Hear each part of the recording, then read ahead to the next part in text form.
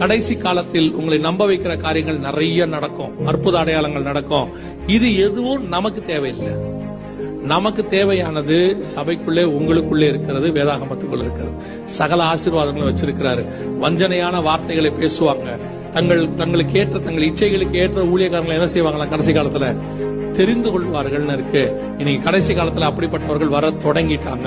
இந்த 3 காரியங்களை நமக்கு சபைக்கு ஆண்டவர் முன்பதாகவே எச்சரிக்கையாக கொடுக்கிறார். ஒன்று, நீங்கள் வஞ்சியாதபடிக்கு எச்சரிக்கையாயிருங்கள். 2வது, கலங்காதபடிக்கு எச்சரிக்கையாயிருங்கள். 3வது, நம்பாதீர்கள். இந்த 3 காரியத்துக்கும் சபை கேர்ஃபுல்லாக இருந்து வரப்போகிற மணவாளனுக்காக காத்திருக்கிற சபையாக என்ன செய்யணும்?